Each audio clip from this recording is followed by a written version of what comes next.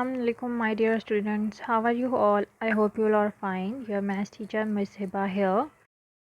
Today we are going to solve question number 5 of exercise 2C, in which they are asking find the values of these questions. So here we have some questions and we need to find the value of these questions, in which we have to subtract them. So this is the part 1 of question number 5. Here we have two terms in which we need to subtract them. So as we done before that, we have to make the denominator same first, but we can see that we have same denominators over here, so we don't need to do anything. We just write the denominator once and we solve the numerator. So in numerator we have minus 6 and minus 2. So first we write the numerator. So we write the numerator first, which is minus 6, and we have minus sign between two terms, so we write minus, and the numerator of the second term is also negative, so we write it in bracket. So now we have to simplify it. So when we simplify it, first we have to solve the bracket, so it become minus plus 2 upon 7. So now we simplify the numerator again, simplify it.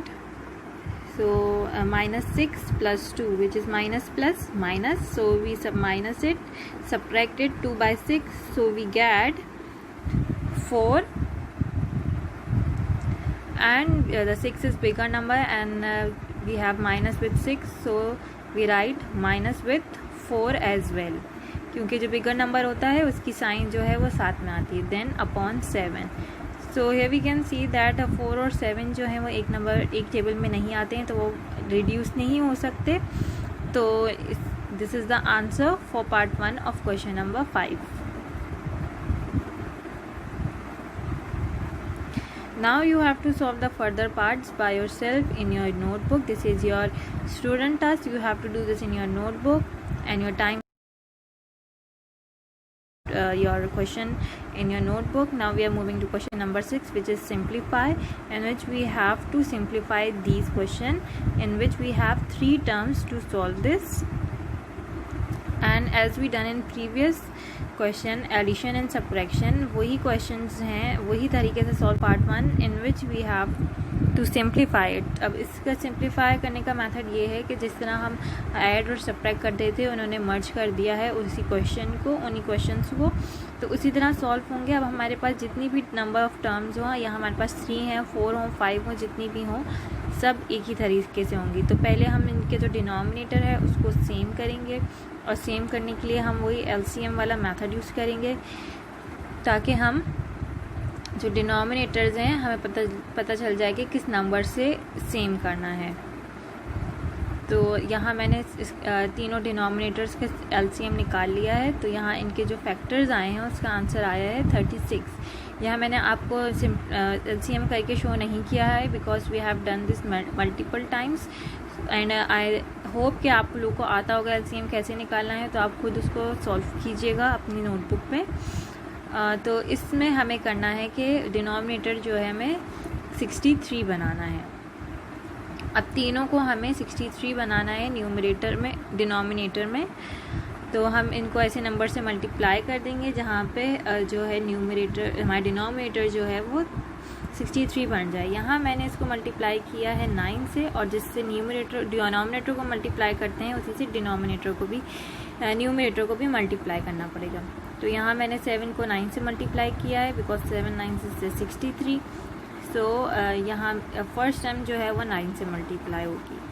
Then जो second term है हमारे पास वो है 5/9, जो कि मैंने multiply की है 7 से, क्योंकि 9 7 जो होता है वो 63 होता है, और जिस नंबर से हम डिनोमिनेटर को मल्टीप्लाई करते हैं उसी से न्यूमरेटर को मल्टीप्लाई कराना ज़रूरी होता है. इसलिए मैंने दोनों टर्म्स को जो है न्यूमरेटर और डिनोमिनेटर दोनों को 7 से मल्टीप्लाई करा दिया है. ठीक है। Then we have the third term which is 3। तो 3 को हमने 21 से मल्टीप्लाई करा दिया है, क्योंकि 21 से जब हम 3 को मल्टीप्लाई करेंगे सो वी गेट 63, जो कि हमें डिनोमिनेटर में 63 ही बनाना है। और ऊपर हमारे पास -2 था, तो उसको भी मैंने 21 से मल्टीप्लाई करा दिया। Now we have to simplify these terms. So मैंने इनको मल्टीप्लाई कराने के बाद यहाँ जो सिंप्लीफाई किया उसका आंसर यहाँ आ गया है कि तीनों जो डिनोमिनेटर थे वो सेम हो गए हैं और जो न्यूमिनेटर थे वो डिफरेंट हो गए हैं। Now we have to write the denominator once and simplify the numerators once and write the all the numerators all together। मैंने सारे न्यूमिनेटर्स को साथ लिख दिया है। यहाँ हमारे पास था 27 + 35, then we have minus, and फिर मेरे पास था माइनस टर्म न्यूमिनेटर में, तो उसको मैंने ब्रैकेट में करके लिख दिया है। Now we have to simplify this numerator. So numerator को सिंप्लीफाई करने के बाद जो ब्रैकेट था वो सॉल्व हो गया, तो माइनस माइनस था, तो जो माइनस माइनस था वो प्लस हो गया, तो न्यूमिनेटर में जो है वो प्लस आ गया। इट मीन्स कि हमें तीनों टर्म्स को जो है वो ऐड करना है। तो इनको ऐड करने के बाद जो है वो आंसर आएगा वो है 104/63। तो this is the answer for part 1 of question number 3। Now you have to solve further parts by yourself in your notebook of question number 6. This is your home task. You have to do this in your notebook. I hope you understand this video.